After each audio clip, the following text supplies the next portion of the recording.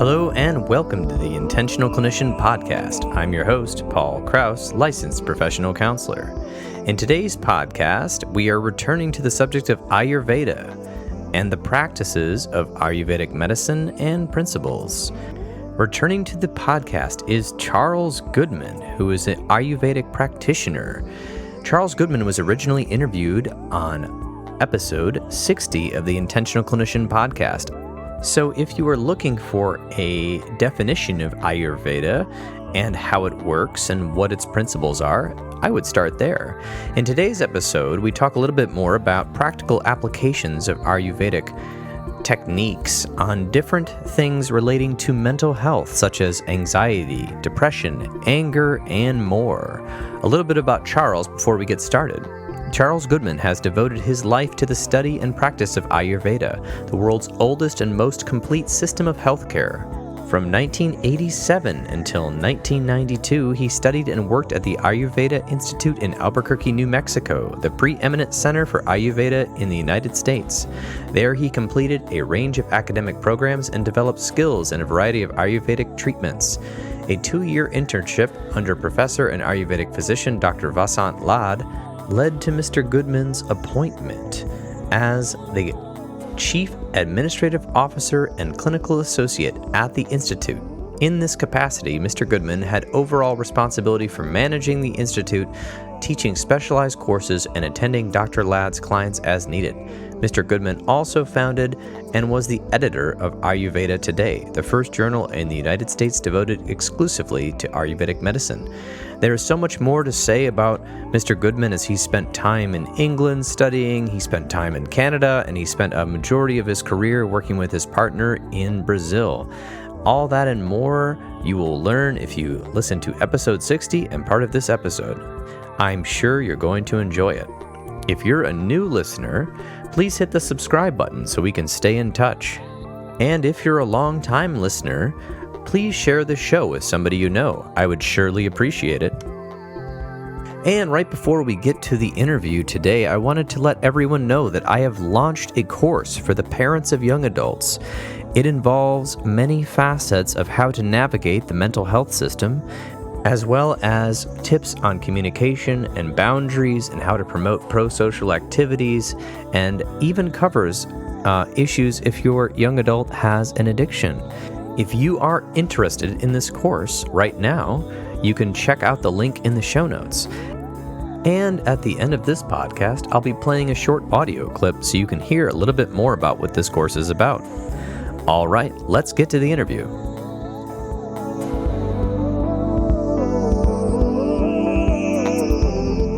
Welcome back, Charles Goodman, to the Intentional Clinician podcast, back by popular demand.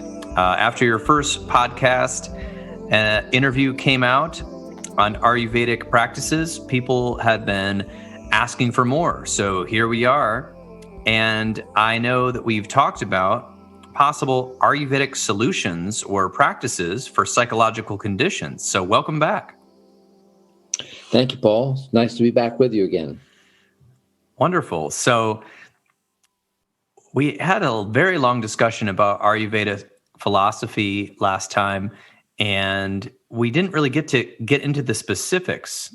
You gave a large overview of the balancing mechanisms and how it is a large philosophy that could be sort of brought into other philosophies. And we learned about Pitta and Kapha and Vata. And if people haven't heard that podcast, I would encourage them to listen to that first. So I'll put a link to that in this show. But one thing we didn't really get into too much was how Ayurvedic practices could possibly help with psychological conditions such as anxiety, anger, and depression, memory and focus, some of the other things we might touch on today. So maybe you could pick, but I would love to know if we could start with one of the top 3 that we hear a lot as clinicians, which is anxiety, anger, and depression. Any one of those you want to touch on? Sure. Let's take a quick look at all 3. Okay, let's do it.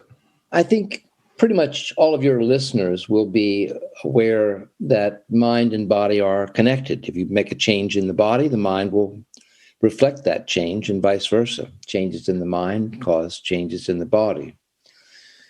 I think of the entire human being as being something like the four legs of a chair,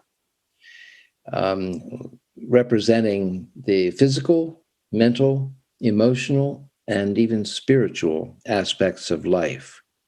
Now, if you want to bring a change to an individual, you can do so by approaching any one of those four. Just as when you want to move a chair, for example, with four legs, pulling on any one of the four legs will bring the whole chair along. But the easiest leg to pull on the chair is the one nearest to you. And I think that the nearest of the four aspects of human life, the easiest and often the most effective, is the physical. So what I want to talk about a little is how these three common emotional problems, depression, anxiety, and anger, have a kind of a root in our physiology. Now, this is not to say that drugs for these disorders and psychotherapy aren't valuable. They, of course, are. But if you add the physical component, psychotherapy can go much quicker, and the need for drugs can be much less or reduced more quickly. Nothing wrong with drugs when we need them, but of course, there is no drug without a side effect. And so we want to use those almost as a last resort. Indeed, yes. And I love how Ayurvedic practices can sort of complement psychotherapy and medications. And in the mental health world, we like to call it the least restrictive environment. And so for most people, the least restrictive clinical environment would be outpatient counseling, which would be once a week, either in an office or over the internet appointments. And we could go up from there. I'm actually developing a handout and a blog about levels of care, both clinical and non-clinical, because non-clinical non-restrictive levels of care could be exercise, socialization with healthy people, music practice, different things we can do for our mental health that aren't necessarily clinical. But when we go clinical side, outpatient therapy, which is what I do and our clinic does, is the least restrictive environment. There's some debate about what is next, but usually intensive outpatient 3 times a week. And oftentimes it depends which literature you're reading. If you're reading the American Psychiatric Association, they would say the least restrictive environment is one medication. We would say that usually it depends when are you needing that medication, how much therapy is not working before that is needing to be happening. And that's sort of up for debate, but I would say it depends on the person. Some people can do just fine with outpatient therapy and never need a medication. Some people can go to intensive outpatient, even if outpatient therapy is not working, and they don't need a chemical to change their mind balance. But oftentimes when we see somebody in the hospital or partial hospitalization, which is a day program, they're needing not only a lot of psychotherapy, but they're going to need something temporarily to stop their mind from going in the way it's been going. And then the debate, of course, after that is how long do they stay on a medication, right? And how many interventions do they need post-treatment? So there's a lot more to be said on that. Again, it's about a 10-page article that I'm writing about these levels of care, both clinical and non-clinical. But I love how Ayurvedic kind of could weave its way into both. So could you tell us a little bit about that? Indeed. Let's begin with the emotion of depression, for example. Depression is a condition that's often characterized by low and sluggish energy. There's a tendency to seek comfort in sweet comfort foods, which tend to increase weight, which cause even more lethargy, and can result in even deeper depression. Now, depression is generally thought of as a heavy emotion, and heaviness is an attribute of the biological force which connects to the two elements, water and earth. Depression causes a feeling of both mental and physical heaviness, inertia, and a general lack of vitality. Now, depression often responds well to changes in diet, replacing heavy, sweet, and oily foods, which all create heaviness in the body, slowness in the body, and can contribute to a psychological condition of heaviness, lethargy, and depression. So, to exchange these heavy foods for lighter foods can often raise the spirits. In terms of meat, for example, beef causes more heaviness than chicken. Why would that be so? Think about the source of beef. A big, heavy cow. They tend not to move fast.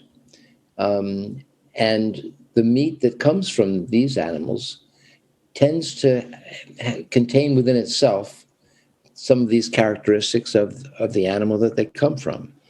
A chicken, by contrast, is much lighter. In fact, I suppose under certain circumstances, chicken can join other fowl in actually flying, and they move more quickly. So the food from that animal produces less heaviness than does beef, and this extra lightness can oppose the heavy condition that we associate with depression.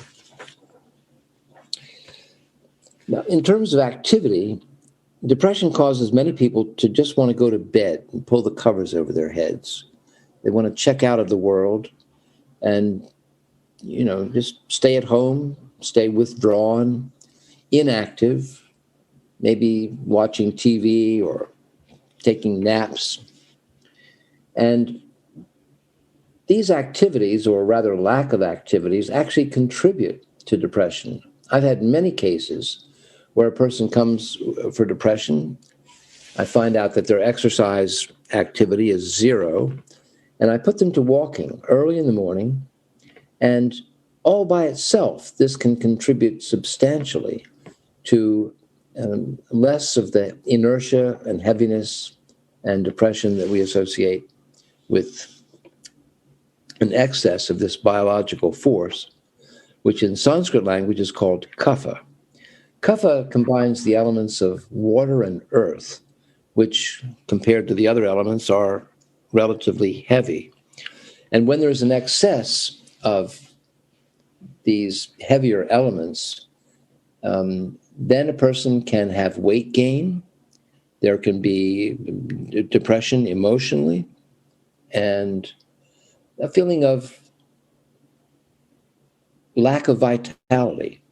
And as often happens with these cases, the worse it gets, the worse it gets. So lighter food to lighten the mood of depression, and more activity to get the body moving and stimulating and stirring things up, can, together with psychotherapy and in perhaps more extreme cases, medicine, to bring a person more quickly out of these depressed moods. When I was working in Brazil, I was associated with a number of psychotherapists who would refer their patients to me for an assessment of their psychobiological condition in terms of these three biological forces. And if it was a question of depression, I would make recommendations to the therapist to advise the client to change diet. I supply those on request through my website and so on. A diet that helps to lighten the mood of depression, and lifestyle suggestions which tend to chase the blues away. There's this difficulty in the sciences where there's been a divide into silos in the United States, especially, and probably elsewhere, where a lot of branches of medicine and science aren't speaking to each other. And so we have people who are, like you were just describing an example of somebody who's depressed and lethargic, and then they're eating to sort of numb the pain or feel better or whatever. And this is making them more lethargic. They might be gaining weight. They're heavy. These characteristics of darkness and depression. And now sometimes when people are depressed, they also don't eat, right? But that's, I think, not as common as the eating. But we're talking about that. And if they went to a regular doctor, they may not mention the weight. They might just give them the medication, which is sort of, we're forgetting two things here. We're forgetting, first of all, what are they putting in their body? And things you're putting in your body, that's going inside you. Okay. That's a weird thing. I feel like people don't comprehend. You're putting something inside you. So what's in it? What is in that? Can your body break it down? Is it what your body needs? Is it something that's nourishing, or is it something inflammatory? And then we have also the other factor, which is what kind of physical activity are you getting? And if you're in a cycle of depression, it's really hard to get yourself moving to get that movement going again, right? But that's one of the goals. This is where another limb of Ayurveda can be helpful, because in addition to suggestions for diet and a lifestyle, there are the Ayurvedic pharmacology, which is herbally based, can suggest herbs which help to stimulate the person in a healthy way, and all by themselves create a greater sense of energy. They warm the body, because depression is a pretty cold emotion.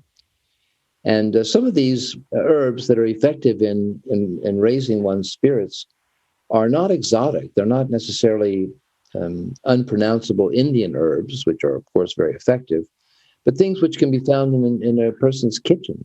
Garlic, for example, is a good antidepressant, and turmeric as well, and rosemary, sage, barberry. These are stimulant herbs, warming or in some cases heating herbs, and these by their nature oppose the cold, heavy, and inert or stuck physiology, which corresponds to the emotional state of depression.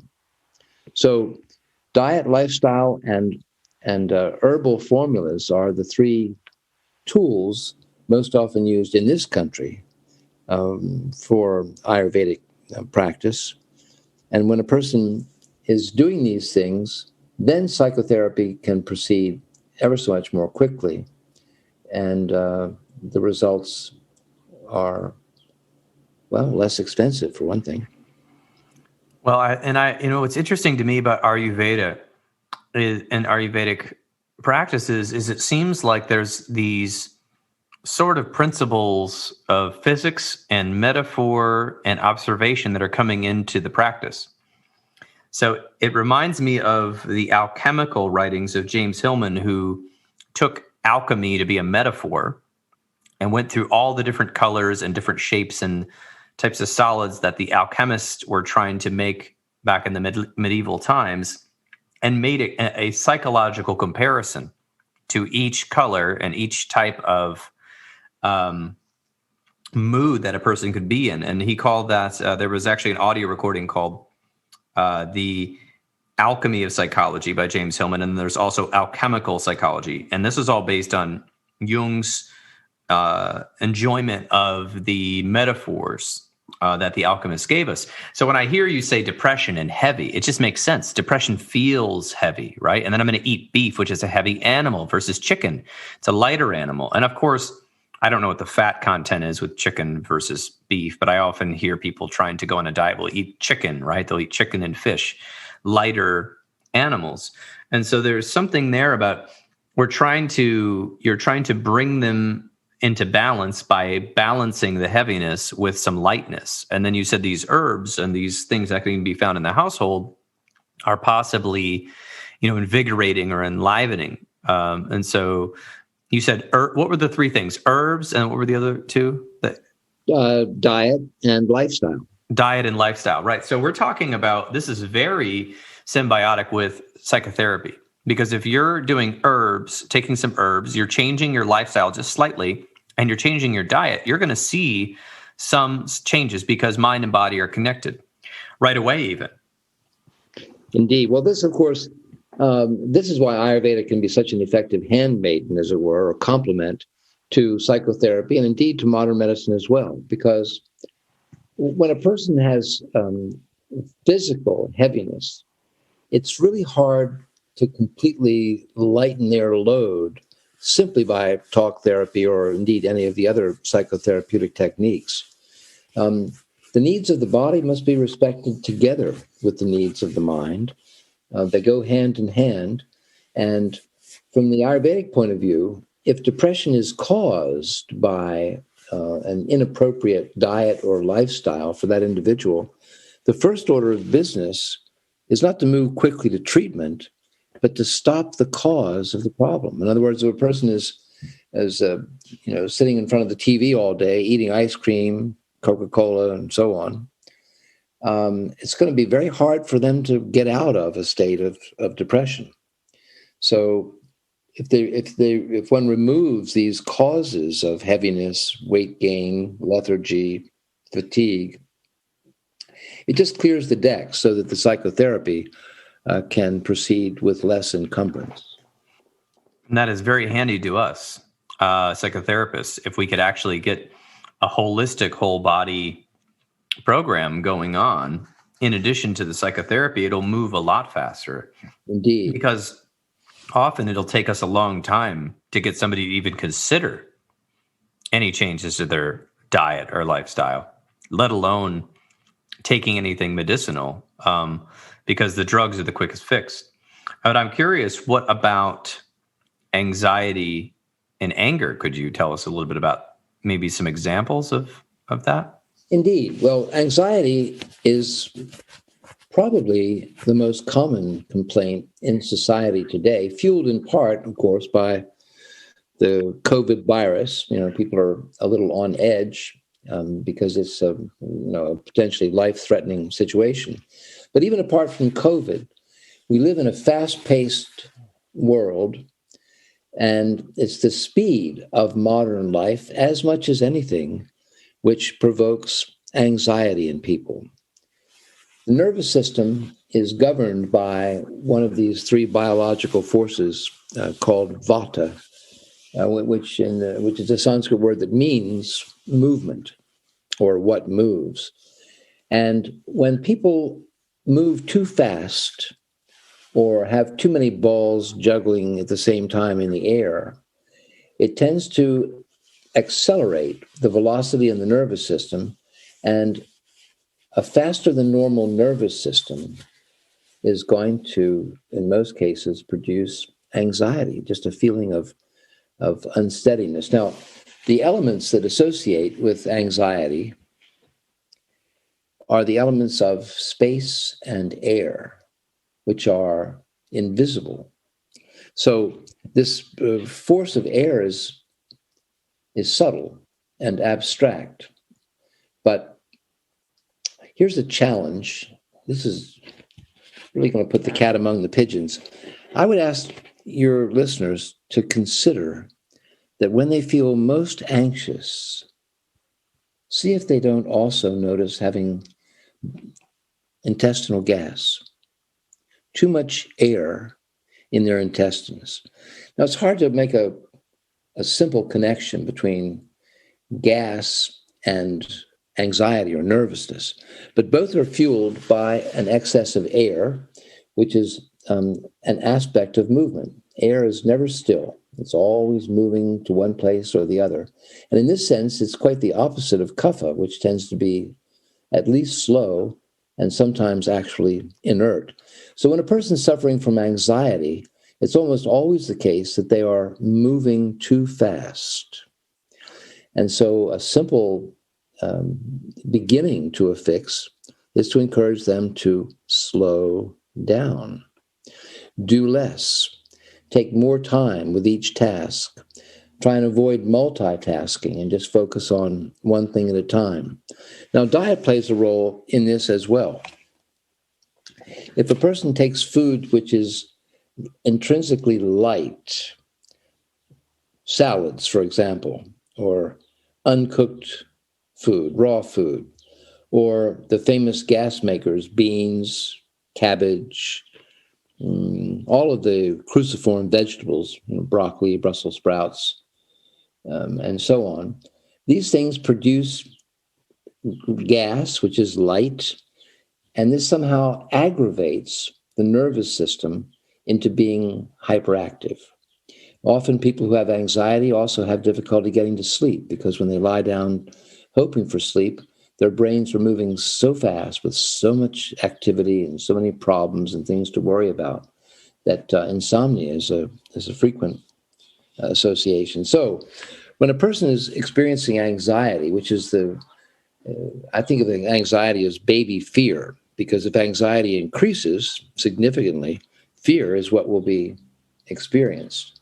So really anxiety is considered to be on the fear spectrum. And strange as it may seem, eating root vegetables well cooked rather than the lighter parts of the plant in terms of vegetables can have can cause an increase of a sense of weight, which gives groundedness, a sense of connection to the earth. And this is one physical solution to the problem of hyperactivity in the mind. So there's a diet for calming vata, which has the effect in almost every case of lowering anxiety, and on the positive side, we could say that it increases courage. If courage and fear are opposite to one another, then reducing fear means that courage is enhanced. So diet is an important tool for calming the excesses of anxiety. And there are, of course, a number of herbs as well that further calm and slow and ground a person. Ashwagandha, although it's primarily an Indian herb, has come to be pretty well known in this country. And a lot of people take ashwagandha as a single herb. Ayurveda doesn't usually recommend single herb therapy. They're often overused and misused. Much better to take a formula of herbs. So, for example, in the case of a vata calming formula, one might well take ashwagandha and basil, and garlic is also good because it's warming. Ginger is a good herb for vata, and pretty much anything that calms and slows the nervous system, including valerian and even skullcap. So when a person has anxiety, then a diet which avoids the gas-making foods, a lifestyle which causes more slowness and more weight, and an herbal formula that has calmative herbs primarily will go quite far and quickly to calm vata, so that then the psychotherapist can deal with whatever are the underlying psychological causes of fear and anxiety and not be troubled with the simple mechanical physiological causes of it. Can I tell you about something that's gaining popularity in some of the hip neighborhoods in the U.S.? Mm-hmm. They are called kava bars. Mm-hmm. So kava, or I think it's called Piper methysticum, I don't know how to say it, mm-hmm. is an herb or a plant from the Pacific Islands, mostly. And in there, they could consume it for its sedating effects. Wow. And here in the U.S., I guess if you go to a health food store, you can find a dropper full of kava. Now, these kava bars are purporting to have imported this stuff in some sort of different way, and they have a big spiel. I went to one of them once, and they sell you a large cup of kava, and they flavor it with maybe pineapple or something, right? So it tastes sort of like a cocktail, but it's kava. It's not alcohol. And cocktail, with they have different flavors, pineapple with like some soda water and who knows what else. And it's the root of the drink, it's the root of the plant that produces the drink. So interestingly enough, like you said, it's the root that might bring you back to the ground. It's the Exactly. kava root. The problem with these monotherapies, and with respect and affection, we Americans tend to love these single, quick solutions to problems. But it's very easy to abuse and overuse these simple things. Kava kava in excess, and it doesn't take much, not only produces calmness, but it actually produces dullness, Mm-hmm. and can go too far the other side. This is why, on the principle of what is known as synergy or synergy, two or more herbs, each of which have the same effect, but from a different point of view, are considered more than twice as effective as either one in twice the dose. So that's why a good Ayurvedic formula will usually consist of 6, 7, or 8 different herbs, which balance each other, which utilize the best of each of them in a way which calms but doesn't dull the mind, slows the nervous system without making a person lethargic, and enables the creativity that's associated with vata and a lively nervous system to come to the fore and displace useless anxiety and fear. Well, I like the Ayurvedic approach. Sounds much more balanced. I just thought it was kind of hilarious that they're now having kava bars, because that's a shift away from alcohol, because people are finding that alcohol only has them feeling good for a little while, and then there's a lot of negative effects. But interestingly enough, there was a small review. It was done by some nonprofit in England that said that kava was more effective than placebo at treating short-term anxiety, but there's a lot of health risks with consuming it long-term because of potential liver issues. There you go. So, of course, just like alcohol, except actually possibly faster because it goes right through the liver pathway. So so far, I keep hearing Ayurvedic trying to get us back to the balance, but I guess I want to know a little bit about anger. If you could tell us about that popular topic. Indeed. Anger, though, is not normally listed as one of the 3 or even 4 most troublesome emotions, and yet it can be more devastating than the other 2, because anger doesn't just influence the person who feels angry. It influences often people that are in their families or in their workplaces or in their environment generally, and pardon me, it can give rise to some extremely unsocial behavior. Now, just as kapha and vata, we have seen, are cold emotions. Think, for example, about anxiety and fear.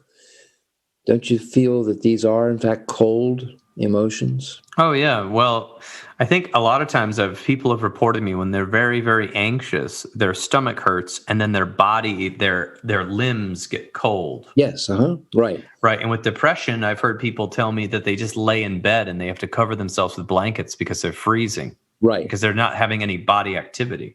Both of those emotions, based on the Ayurvedic perception of the 3 doshas, vata, pitta, and kapha, anxiety and depression are both cold emotions. Anger, on the other hand, quite obviously, is a hot emotion. So when a person is suffering from anger, it's almost always the case that for one reason or the other, they're taking too much heat into their bodies or subjecting their bodies to too much heat. For example, I think everyone knows that if you eat very hot, spicy food, this can not only increase body temperature, but it can also increase the emotional temperature and result in irritation, anger, and in extreme cases, even rage. Less obvious is the simple radish. They're piquant or spicy. One doesn't think of them as potentially harmful food, but if you eat enough radishes, you'll get hot, and anger may be a consequence. Less obvious is the simple banana. You ask most people, what is the taste of a banana? And they'll tell you it's sweet. Of course it is. But there's a secondary taste to bananas, which is sour. And that sour taste in a banana, in some cultures, is called the acid taste. Increases heat, as does any acid in the body. And that, too, can give rise to hot emotions and, indeed, to physical inflammatory problems. I've known little children particularly who, because they eat too many bananas, have very bad temperaments and anger and lashing out, bad behavior with their parents and so on.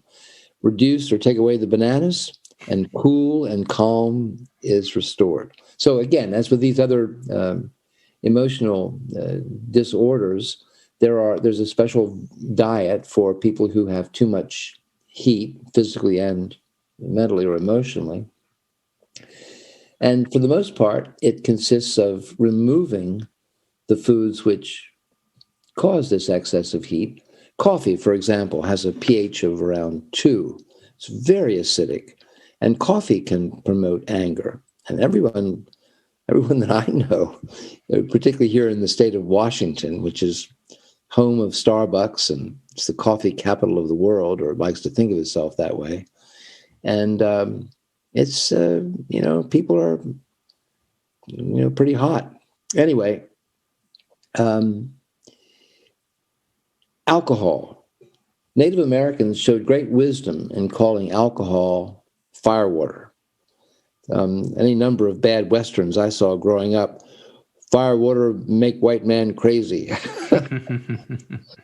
It's true. Alcohol, like coffee, has a pH of about 2. It's very acidic. It's not the alcohol as such. It's not the part that makes you inebriated. It's the acid in alcohol that causes excess of heat in the body. And of course, as we know, a lot of serious mischief, even serious crimes, can be caused when a person under the influence of alcohol allows anger to replace reason, and violence can be a consequence. So to calm problems of anger, it's good to avoid the foods, not all of which are obvious, which cause heat in the body. And in fact, to take foods which have a cooling effect. Hippocrates, who's the Greek physician considered to be the father of modern medicine, more than 2,000 years ago, advised, let food be your medicine and let medicine be your food. The Greeks in those days were influenced by Ayurveda, which was much earlier and was imported to Greece from India, where it originated. And they understood that food, remember, well, you won't remember, and probably most of your listeners won't remember the 60s, when people were doing peace and love and reciting the sutra that you are what you eat. Mm. There's a lot of truth in that. Oh, yeah. A lot of truth in that. Now, in terms of lifestyle, pretty obviously, when a person has too much heat, or when anger is an emotional problem, then it's good to remove the external causes of heat from their lives as well. Hot showers, and too long in a hot tub, being out of doors, particularly in hot weather or hot climates, in the midday sun. It's best to take one's outdoor activities before 10 and after 2, and that helps to keep things much cooler. Well, I was going to say the eyes can be a pathway, not just of light, but of the heat which is subtly associated with light, so that people often just by staring all day long at a computer screen, and very few of us don't do that these days, can increase pitta, the Sanskrit name for this hot force, and therefore make people, if not angry, at least irritable. Irritation is like baby anger. If you pump up irritation, you get anger. If you pump up anger, you'll get rage or whatever. So hot showers, staring too long on a computer screen, midday sun can all increase heat in the body and cause not just anger emotionally, mentally, but all sorts of physiological problems having to do with inflammatory situations, problems of the skin, all the different ITIS disorders, bronchitis and cystitis and conjunctivitis. All of that means too much heat somewhere in the body. And when we talk about anger, what we are talking about effectively is too much heat in the nervous system, in the mind, in the emotions and too often in the behavior. So just as with Vata and Kapha, there are a number of herbs which help to cool the body more quickly than ordinary food. This would be for Pitta. This would be for Pitta, right. And some of these are also common. Chamomile and mint and hibiscus and even jasmine can be cooling to the body. Sarsaparilla and others that could be considered kitchen herbs. And then there, of course, as with the other formulas, more exotic sounding herbs, and in many cases more powerful herbs that are legally imported under FDA supervision from India and are available through one source or the other. So diet, avoid the hot, spicy foods and add instead the cooling foods.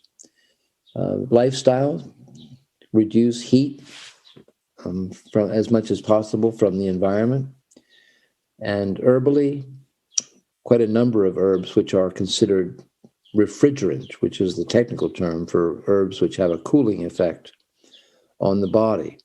So, a lot of times people are mandated by a judge to do anger management courses because their anger has become so toxic, so pathological that they are themselves at risk, and so too are their families.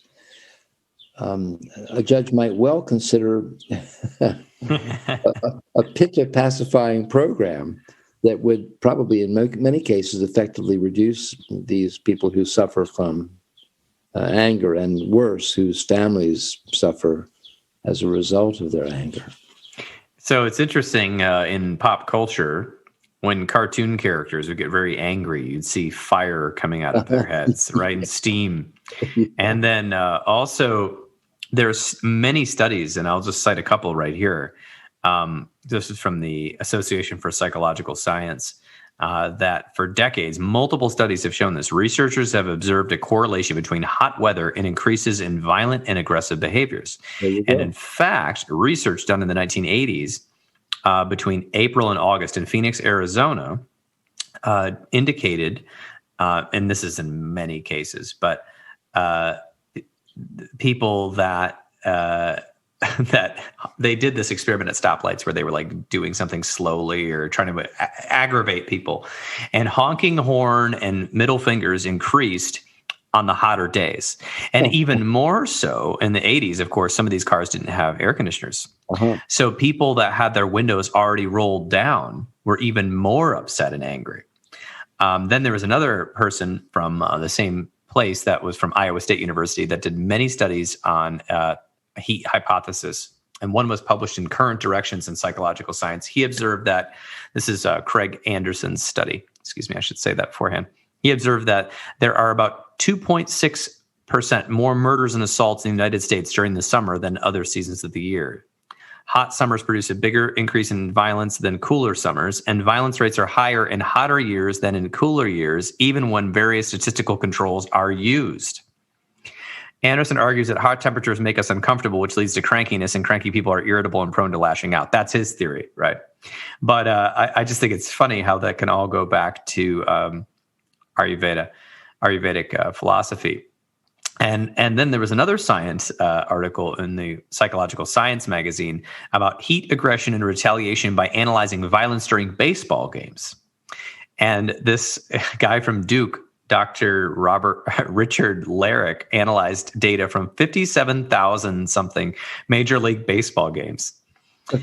And apparently they were finding that in the games where it was hotter, the probability of a pitcher hitting a batter increases sharply, even in higher temperatures, when more of the pitcher's teammates have been hit by the opposing team earlier in the game. Especially on hotter days, players were more likely to retaliate against each other in violence. Although the direct relationship between temperature and aggression observed in the study was moderate, the evidence suggests that heat appears to magnify the response to provocation. Heat predicts retribution. And that's in baseball, which is largely a non-violent sport compared to hockey, right, or football. So anyway, I just think that's interesting how science is just showing the same things that Ayurvedic medicine has been saying for thousands of years. It's an old story. There's really not that much new under the sun. And while many people think that because Ayurveda is very old, it's considered to be around 5,000 years old, that it must somehow be primitive. This is not the case. It's very natural. It's experience-based. It's eminently scientific. But it's distinguished from the modern approach to health in being very simple and natural. Remove the cause of disorders, whether it's dietary or lifestyle or some other cause, and you can change the effect, sometimes even without the need for medicine or surgery or other more drastic forms of intervention. Yes, I like it. Are you open to some more questions about how Ayurvedic principles can help with a few other conditions? Sure, fire away. Well, there's a couple of things that are plaguing the United States that I see a lot, which is the craving for sugar and also cravings for alcohol. Well, let's start with sugar because one of the things I've noticed is that a lot of sugar is marketed towards children. And it's unbelievable that if you, and I get it, that, convenience stores are convenient, right?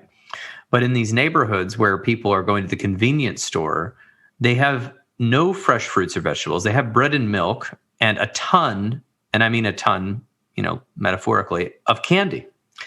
And it seems to me that companies are targeting children with sugar because it's sort of the drug of choice of children. And it also gets them hooked, for life because it's neurons wire together, fire together. So if your body's used to a certain amount of sugar, you may not even realize how much sugar you are consuming at an older age when you start really feeling the negative effects.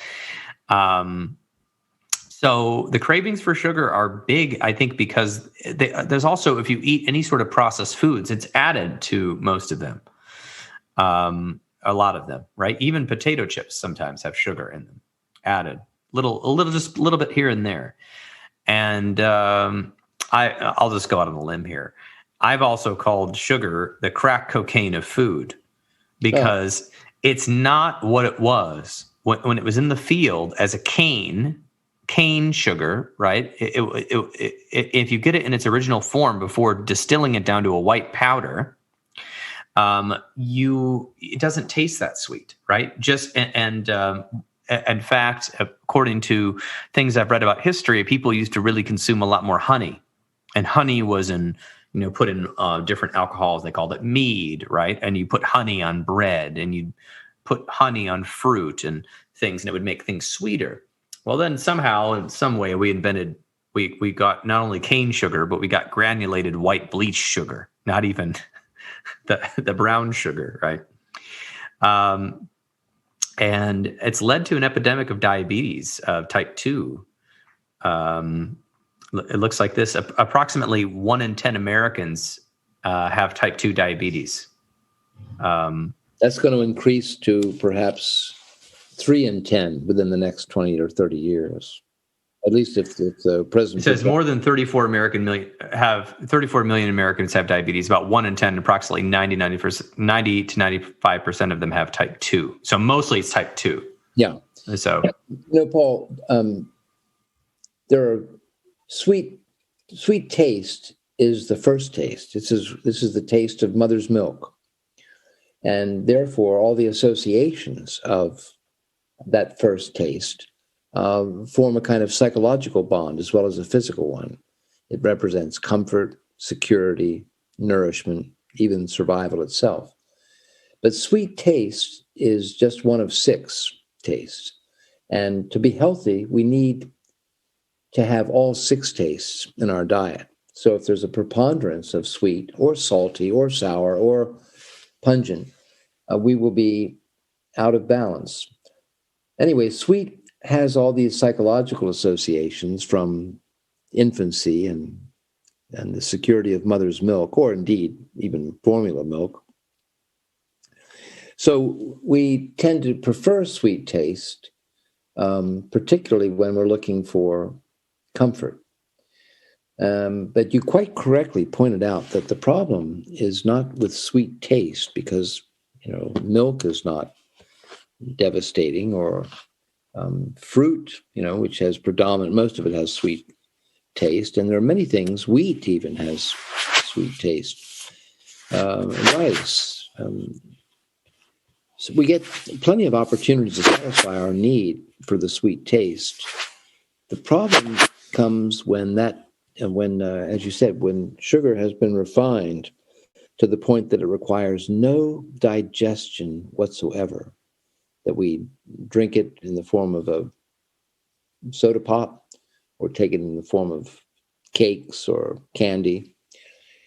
The sugar goes straight into the bloodstream, no digestion necessary.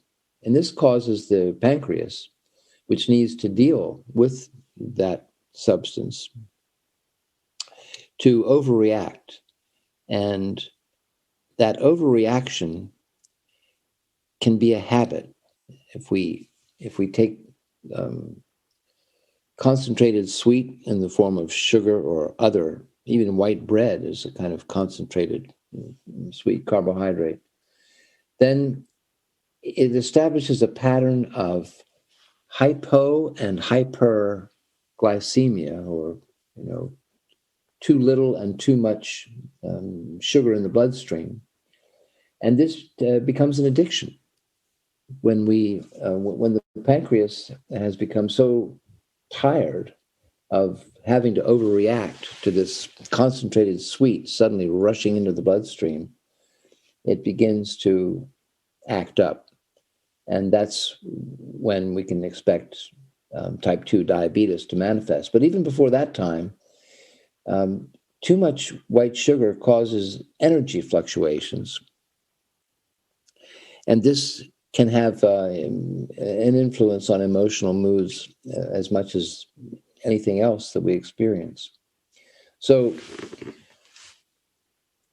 there are Indian herbs which tend to strengthen the pancreas so that it doesn't overreact to concentrated sweets.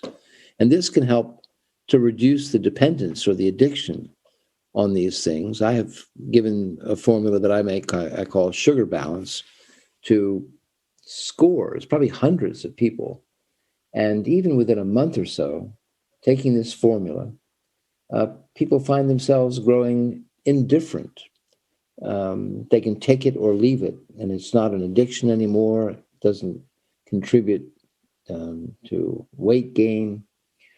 And it's just a way of encouraging the body to remain in balance without overreacting to foods which are devitalized and are bad for us. So the scourge of diabetes and the projections that it's going to be worse than COVID as a pandemic in time to come can easily, particularly through herbal therapy, can be reduced, and with a significant improvement in individual health and almost an incalculable savings in the cost of our national health care. Wonderful. So with Ayurvedic herbs, it would have to be possibly a formula that could assist with the decrease of sugar. That's right. It's one of the principal herbs used in this is one which is called in Sanskrit Shardunika, which in some translations mean slayer of sugar.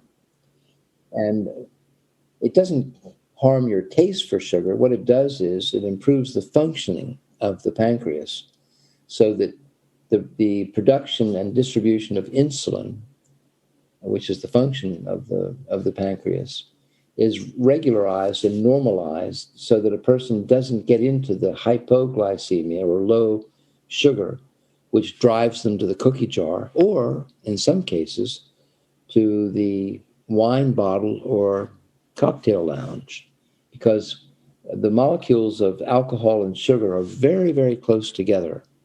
And from experience, we find that when a person is able to reduce their desire for alcohol, they also reduce their desire for sugar, and vice versa. Well, it's funny you say that, because I don't imbibe alcohol that often. But when I do, I try to enjoy it with friends, maybe on the weekend. And I notice the day after having, if I have 2 drinks, maybe 3 at the most, in an evening, I will be craving the worst food ever the next day. Usually sugar, terrible food. And this is not from a hangover. This is just, I just notice it. And then I don't drink all week, and I'm eating healthier and healthier. And the more I exercise, the more I'm craving maybe like fruit or, proteins, things like that. And I was wondering, does alcohol influence our sugar craving? Well, because alcohol is itself, like sugar, such an easy to enter the bloodstream. That's why when you take a drink or two, right away you have the effect of it. There's hardly any delay because it doesn't need to be digested. It's just straight into the bloodstream. And so that increase of what effectively has the same influence on us as sugar creates a reaction from the pancreas, which causes that excess of sugar to be completely consumed for our safety. Then we find ourselves with insufficient sugar for the energy we'd need. So it's natural that the next day you want to replace the sugar that your pancreas has tried to neutralize in the form of alcohol by going for sweets. It's commonly understood when a person quits drinking and starts, for example, with a program of Alcoholics Anonymous, in most cases, they're right onto sugar as a substitute for the alcohol. Now, of course, it's much less harmful, is sugar, but ultimately, that too is a kind of unhelpful addiction in terms of health generally. And better that we enjoy moderate amounts of sweet taste. Fruit is can perfectly satisfy the desire for sweet. Fruit juice, that's another story. There's no juice bars in nature. Well, a person wouldn't normally, in a state of nature, if there ever was such a thing, wouldn't normally go into an orange orchard and eat 6 or 7 oranges. I mean, it's just not what you would do. 1 or 2 is more than enough to satisfy. But you can easily drink the juice of 6 or 7 oranges, and that too, even though it's not refined white sugar, is a form of sugar which taxes the pancreas, causes an insulin overreaction, and can become addictive. So a lot of people who drink fruit juice in large amounts regularly, thinking that they're doing something for their health, are in fact putting themselves at risk for diabetes, just like people who eat too much sugar.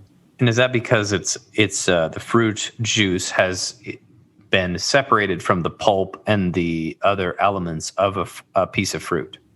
In effect, yes, because there's no or very little digestion necessary for fruit juice, whereas if you eat a whole orange or a whole apple, then you have to do some work to break it down, to digest it. It enters the sugar enters the bloodstream more slowly and doesn't cause this excitement and reaction of the pancreas.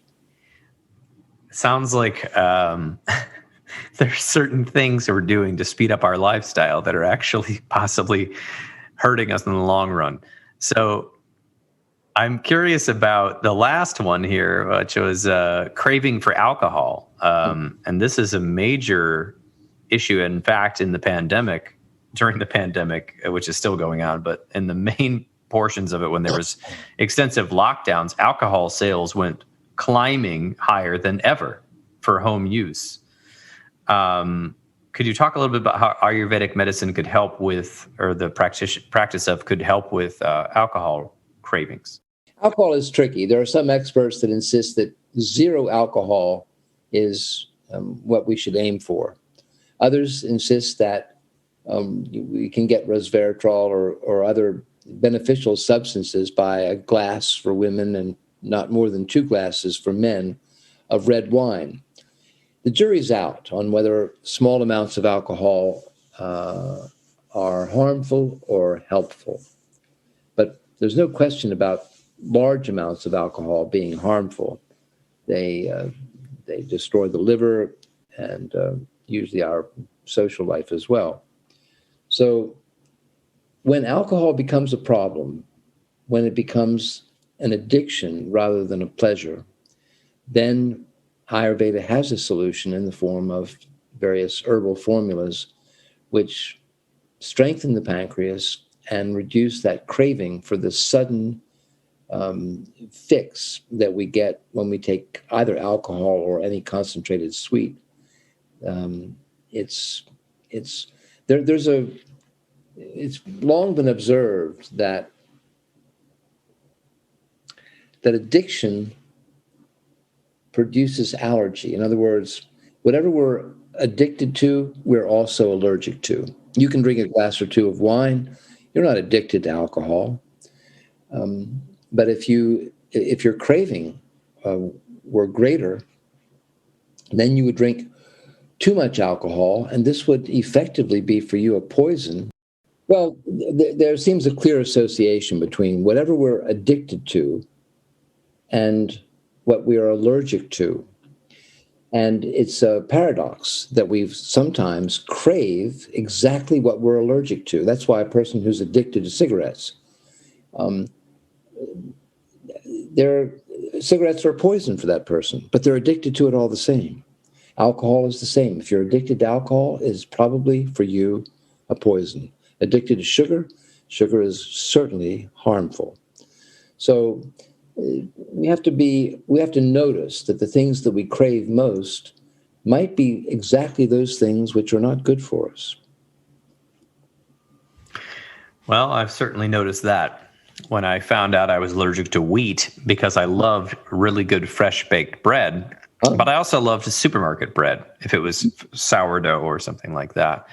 And it was a tragic day when I saw that on my it's not anaphylactic, but it was a high sensitivity, and I noticed it immediately upon ingesting wheat, East American wheat, that I have all these symptoms within about 30 minutes. So the allergy addiction syndrome, yeah. And of course I would pair that with cheese, and I'm also allergic to milk. That's been proven. So anyway, based on that, so I love how Ayurvedic is so simple, but it's also difficult because in the modern lifestyle, a lot of people aren't taking time to slow down and consider what are they putting in their body, how are they treating their body. So the lifestyle, diet, exercise, and what are we surrounding ourselves with? This is becoming it's not a lost art. I don't want to say that, but what I mean is it's not common, but it does seem to be something that people strive for. So even in, I would say, popular culture now, you have people talking about how, meditation has helped them, and walking and going for the simple things. You'll hear this in books. You'll hear this in pop culture. In a way, trying to return back to some of the things that Ayurvedic practices have talked about, but it's almost as if we all know we need to do it, and that's why people talk about it, but are we actually getting to it? Are we actually holding ourselves accountable to the behaviors of slowing down and contemplation, and watching, not only watching what we eat, which is, Weight Watchers and that sort of thing, just caloric counting, but are we figuring out what sources we're eating what from and what types, and are we remembering about variety? All these things, these are things people skip over. in modern society because we're all going so quickly. Now, COVID, of course, quarantines slowed that down. And so we saw a lot of people returning to cooking. We saw a lot of people doing online yoga and meditation and these sort of things. But obviously, we saw the increase of alcohol intake. I think I read somewhere it was up 30% based on sales. Increased marijuana intake, all sorts of other negative effects. But I guess it just comes down to the person. And is there anything else you'd like to tell us about these approaches that Ayurvedic practices can help with, or anything else we left out so far? I think you just raised earlier an important point, and that is that most of us know what we ought to do to be healthier, but the problem is in actually doing it. Willpower enters into it, lifestyle, habit, and all the rest. That's why, while I believe firmly that if a person would carefully follow an Ayurvedic diet, they could have substantially better health and longevity. But let's be honest. What I find is that the herbs or the herbal formulas that I give to people have a much better effect than the diet because they don't have to do anything. A couple of capsules per day that will either cool too much pitta or warm up vata and kapha. It's a kind of medicinal approach to make improved health easier. And when the herbs start to have their effect, and it's usually pretty quick that they do, then a person naturally finds it easier to avoid the foods that don't do them much good and choose instead the ones that are helpful. So while it shouldn't be the case, it is my clinical experience that the herbs are more useful for most people than the diet. But of course, together, diet and the herbs are the best way to go. Now, you asked if there's anything more that I want to add about Ayurveda. Let's put the cat among the pigeons here and risk losing our what gains we may have made in our peroration. One of the important causal factors in life and health is simply time. Nothing stays the same. Time is like a river, and we're all in that river. And there are times when the river flows rough and bumpy and times when it's broad and smooth. The most useful tool for understanding the effect of time on ourselves is the ancient art of astrology. I know a lot of people think that astrology is woo-woo and silliness. They think that the newspaper account of their sun sign, Virgo, Aquarius, whatever it might be, is a little too broad to be of any use at all. And that would be true. But the sun is not the only significator in our astrological life. When we're born, in addition to the sun being in Libra or Gemini or wherever it might be, the other planets in our solar system are also seen against the background of the various signs of the zodiac. And to an experienced astrologer, these can be useful clues as to the health of an individual. For example, Mars is a planet which is often associated with aggression and anger, can be, because it's, remember that Mars was the god of war. So the position of Mars in the astrological map, or the relationship between Mars and other planets in the chart, can help the astrologer or the Ayurvedic practitioner who uses astrology to see how best to defend against a difficult Mars, or perhaps it's a transitory problem. Just Mars, going around up there in the sky, will pass through critical areas in the chart. And so rather than needing to do any palliative or heroic measures for, say, an inflammatory problem, it's just a question of waiting a couple of weeks or a month or so until Mars moves on to cooler parts of the map. So I do sometimes use astrology when I'm dealing with clients, just in case the concern is one that has more to do with time than with something more substantial. That's just a side note, probably put off more people than it interests, but the truth is what it is. And astrology has been around for almost as long as Ayurveda. And for those who have an open mind, a lot of self-knowledge can come from this aspect of life.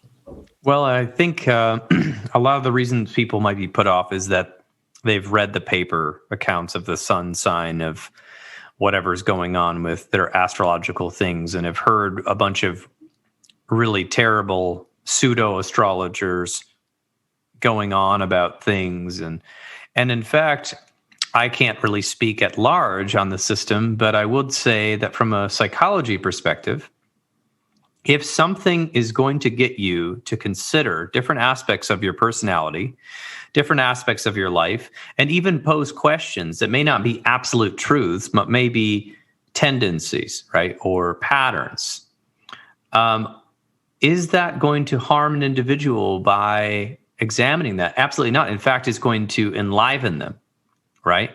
And, different cultures have different ways of going about that. And so astrology is just one of those ways. I think it's the way that people use it that gets misconstrued and sort of berated around.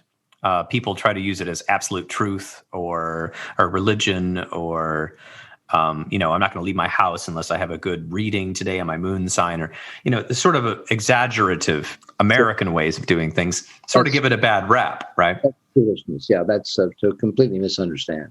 Exactly. So what you're talking about is a lot different. And so I think our listeners can understand that it's a tool for awareness, self-knowledge, and also that there are some very interesting patterns and archetypes that run through when you actually work with a person who's experienced and knows what they're doing and isn't just trying to make a sideshow.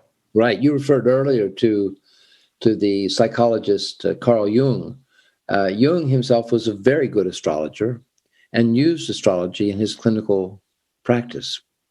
And again, just as I have done with the psychotherapists to deal with emotional problems, I have also used astrology with psychotherapists to help indicate areas which can be examined profitably to help improve one's psychological health. For example, tell me where Saturn is in a person's chart. I'll tell you what they're afraid of. Tell me where Mars is. I'll tell you what pisses them off. Can you say pisses them off in the Oh, yeah. I've heard worse on this podcast. Makes them angry. There we go.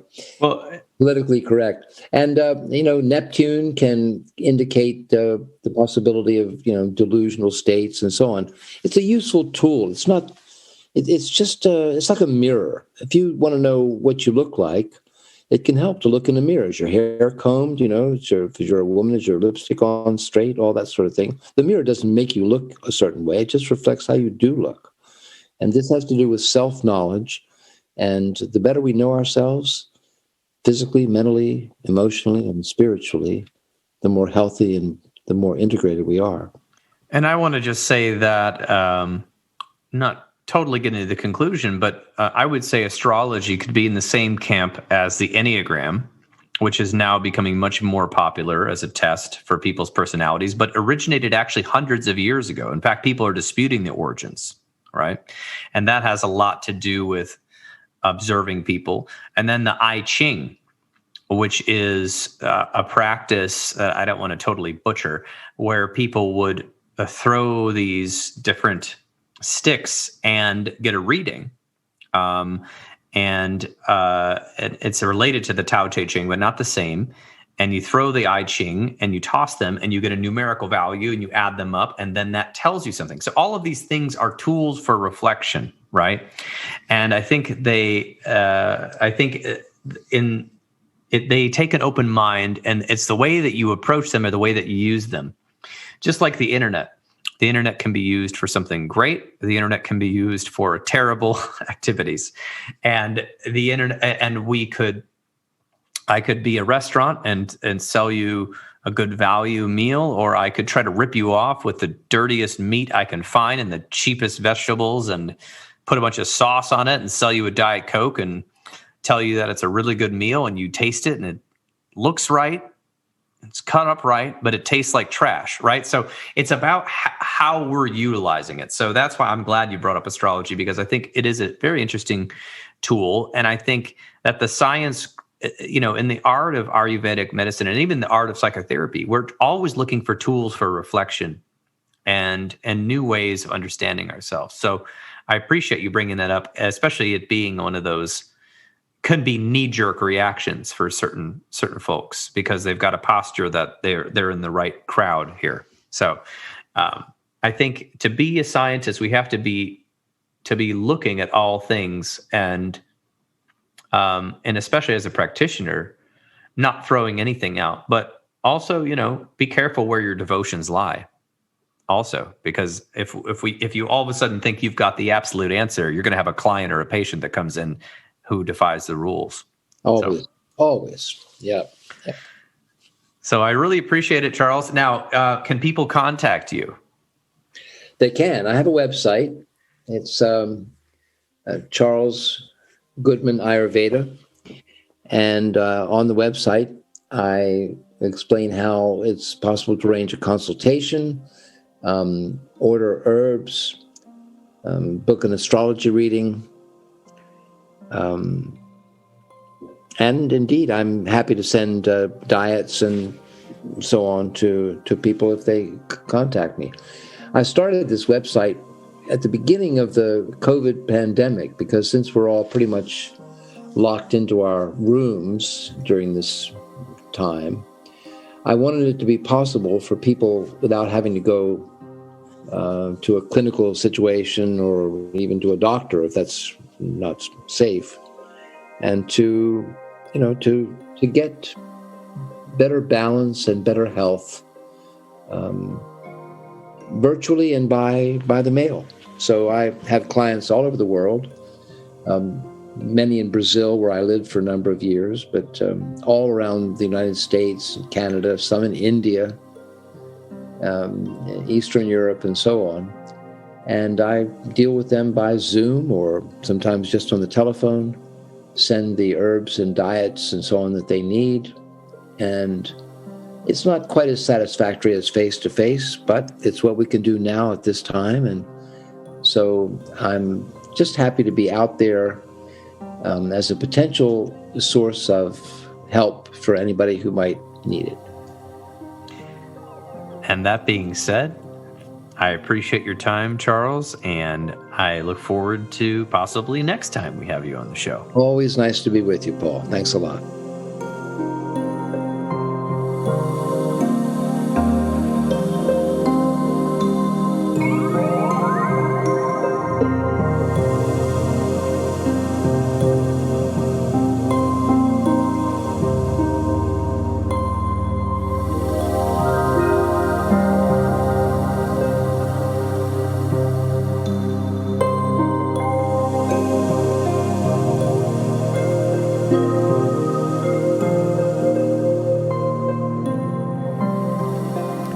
And there you have it.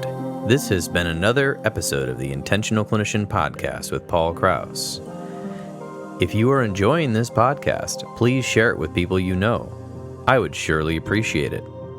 Until next time on the Intentional Clinician, I'm wishing you all a safe and peaceful week. As promised, I'm about to play you an audio preview of a little bit of my new online course for parents of young adults. Here it is. Once referred to as the failure to launch generation, today's young adults are facing unprecedented challenges, leaving many parents of young adults feeling fearful, confused, and agitated. Today's young adults face an unstable job market, the ever-increasing availability of drugs, alcohol, and sexual hookups, uncertain career prospects, high housing costs, and political and social upheaval. While many parents are anxious to help their young adults move out and begin their adult life, these same parents of young adults often feel frozen in terms of attempting to sort out what type of support is appropriate and how to navigate the emotional highs and lows of their child's experience. They often wonder how to change the communication patterns between them, as well as dealing with their own fears of what could happen.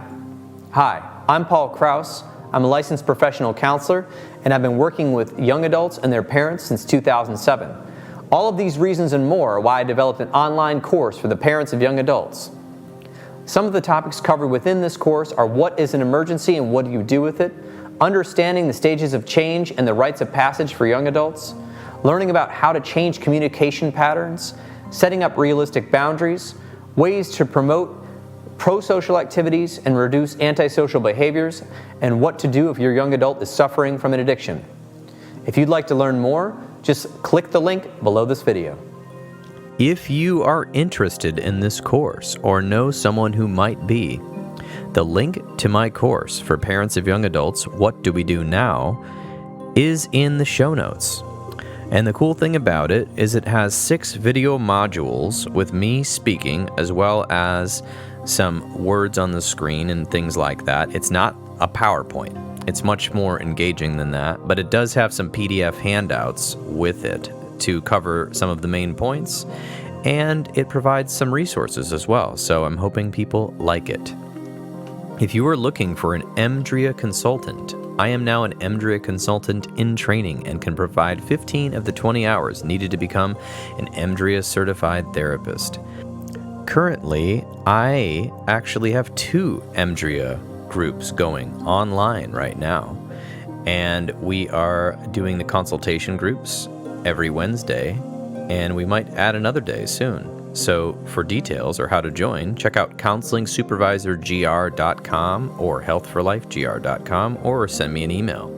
If you are in need of counseling, do not hesitate to make an appointment with a local trauma counselor in your area. You can also make an appointment with the excellent clinicians in the Grand Rapids area at Health for Life Grand Rapids and the Trauma Informed Counseling Center of Grand Rapids by visiting www.healthforlifegr.com. That's www.life.gr.com. The recording you just listened to consists of the personal opinions of Paul Krauss and his guest. And while these are based upon their experience in their respective fields and the literature they have read, these opinions should not be viewed as the definitive truth or opinion on this or any other subject. Listening to this podcast is not a substitute for treatment. If you are in a crisis, please dial 911 right now or call the National Suicide Prevention Line at 1-800-273-8255. That's 1-800-273-8255. Are you a young person of color feeling down, stressed, or overwhelmed? If so, text STEVE, that's STEVE, to 741741. That's Steve to 741741, and a live, trained crisis counselor will respond. Did you know that you can support your local bookshop while shopping from home? That's right. Check out bookshop.org. That's www.bookshop.org. And you can order books from the comfort of your own home. And all of the proceeds go to support local brick and mortar bookstores near you. If you are not a member of a counseling association or similar group, I implore you to get involved. The Michigan Mental Health Counselors Association and the Arizona Counselors Association are both examples of groups I'm involved in. And while they're not perfect, they are working to increase the availability of quality mental health services statewide. They're working on increasing education, promoting best practices, and making sure that the public can access licensed professional counselors and other professionals. I think one of the next steps for psychology is trying to integrate what we know about counseling and psychology and the positive things that can come from relationship skill building and communication and trauma work, and bringing all that into the field of education and possibly other disciplines, so that we can take what we know from psychology and counseling and merge them with other disciplines to create a better community and possibly even a better world. Thank you for listening. This has been Paul Krauss of the Intentional Clinician podcast.